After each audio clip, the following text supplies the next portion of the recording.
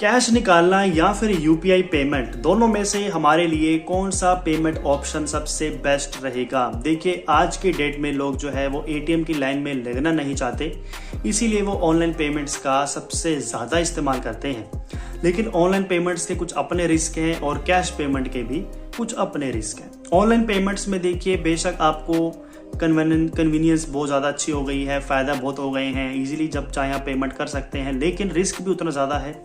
कोई भी अगर आपका ऑनलाइन अकाउंट को नज़र में रखा हुआ है तो वहाँ पे रिस्क है, कोई गलती से क्यूआर कोड स्कैन कर दिया तो वहाँ पे रिस्क है, किसी लिंक पे क्लिक कर दिया तो भी बहुत बड़ा रिस्क है, या किसी फ्रॉड कॉल को अटेंड कर लिया और उनके झांसे में आप आ गए तो भी बहुत बड़ा रिस्क है। जबकि कैश में ऐसा कोई रिस्क नहीं है, जब तक आप उसको बाय हैंड कैश नहीं देंगे तब तक वो पैसा आपके पास ही सुरक्षित रहता है। तो इन मामलों में कैश थोड़ा ज़्यादा अच्छा है। बस कैश की कुछ अपनी दिक्कतें हैं कि उसको तो संभालना थोड़ा सा मुश्किल है, गिनती में थोड़ा सा बार बार मुश्किल है। अगर बड़ी अमाउंट है और बार बार उसको गिनना पड़े तो आपको परेशानी हो सकती है, काफ़ी समय लग सकता है।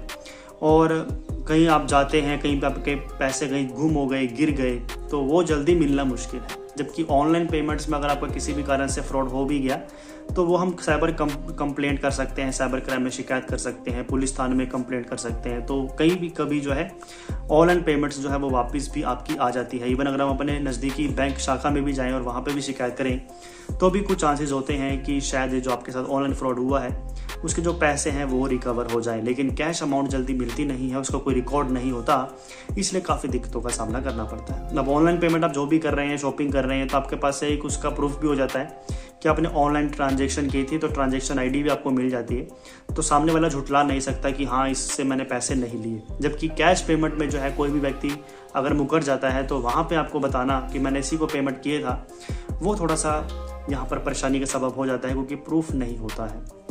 तो कहीं ना कहीं जो है यहाँ पर मेरे ख्याल से ऑनलाइन पेमेंट थोड़ी सी ज़्यादा बेहतर है, क्योंकि वो इजी हो गया, आसान हो गया है। आप किसी भी दुकान पर जाके कुछ आपने खाने पीने का सामान लेना है, करियाने की दुकान है या कोई आपने कपड़े की दुकान पर गए, आप शॉपिंग करना चाहते हैं, तो हर एक तरीके की शॉप्स पर भी जो है आपके लिए ऑनलाइन पेमेंट की सुविधा दी गई है। आप जब चाहें ऑनलाइन पेमेंट करके शॉपिंग भी कर सकते हैं, या दिनचर्या का जो भी छोटा मोटा खर्चा होता है वो सारा ही आपके ऑनलाइन पेमेंट के थ्रू हो जाता है। लेकिन जब बात आती है कैश की, तो कैश थोड़ा सा कैरी करना मुश्किल है। साथ ही में कैश में जो है चिल्लर्स को भी रखना थोड़ा सा आजकल मुश्किल हो गया है। कोई चीज़ 18 रुपये की है, 22 रुपये की है, तो उसके केस में भी काफ़ी परेशानी आती है।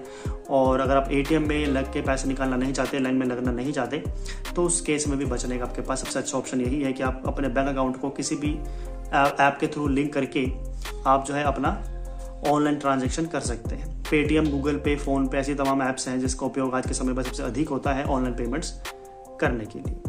तो ये कुछ बातें हैं जो कि आपको मैंने बताई हैं। बाकी फाइनल डिसीजन तो देखिए आपका ही है। मेरे ख्याल से अगर कोई बड़ी ट्रांजैक्शन है, कोई बड़ी आपने ट्रांजैक्शन करनी है, जैसे कोई कार खरीदनी है या कोई प्लॉट लेना है या कोई घर खरीदना है, कोई शॉप लेनी है, किसी भी तरीके की कोई बड़ी पेमेंट है, तो मेरे ख्याल से वो कैश में करेंगे तो ज़्यादा फ़ायदा होगा आपको, क्योंकि ऑनलाइन में वो नज़रों में आएगा, गवर्नमेंट के पास रिकॉर्ड भी दिखेगा।